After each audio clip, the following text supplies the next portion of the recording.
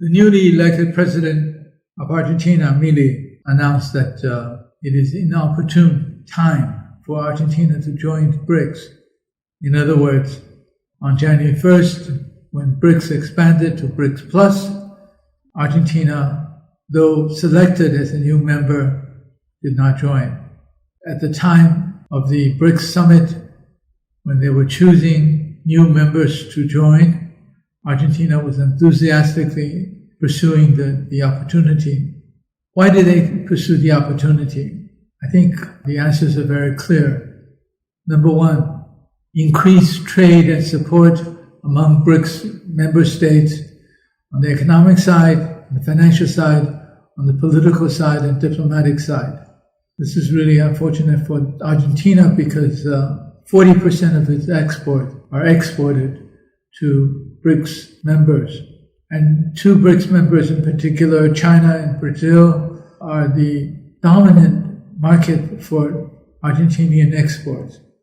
So this will not allow Argentina to participate in a lot of the favorable policy support that's expected among BRICS members for each other. Secondly, it's unfortunate for Argentina because BRICS formed a new development bank, which is based in Shanghai.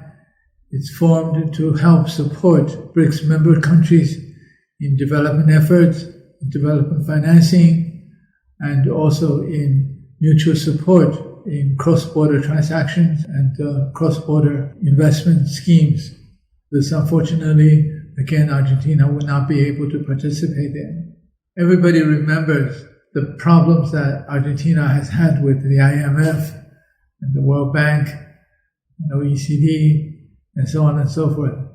For a country to have fallen down to this level, it's really, really very unfortunate, especially given the fact that it was doing very well several decades ago. I think now the debt problem are going to become even more intense.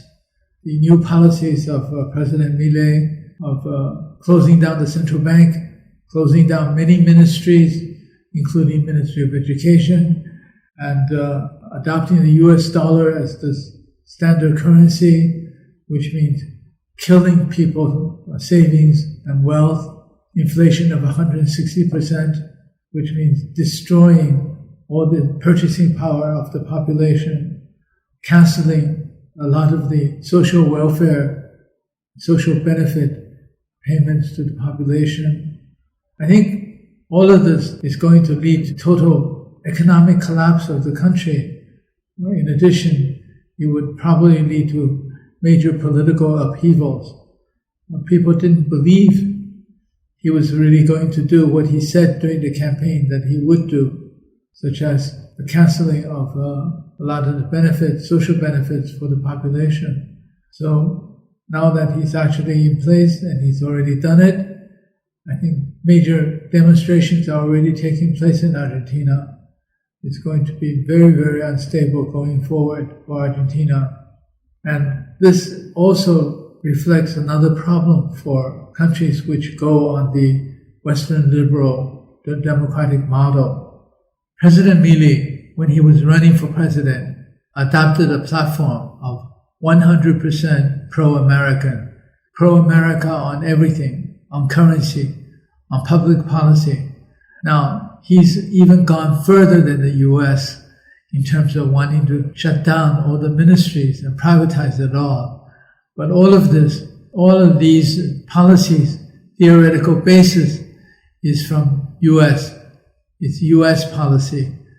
This is what, for example, President Trump did in terms of privatizing as many things as possible, including jails.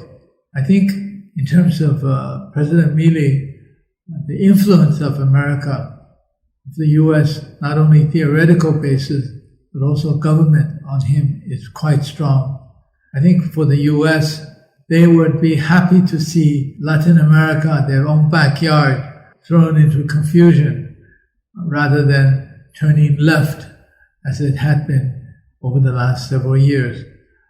For example, the president of Brazil is not on very good terms with the US. President of Colombia is also not on such good terms with the US, and to have Argentina, which is also a big power in South America, to be totally beholden to the US is something that Washington would be quite happy with. But Washington would certainly not be in a position to help Argentina solve its economic and financial problems. What they could do is actually send the big companies in and start buying up things cheap, buying land, buying farms, buying mines, because the Argentinian currency has declined or has basically been wiped out. So things can't be bought very cheaply. And they will certainly increase their pace of quote-unquote investment in Argentina.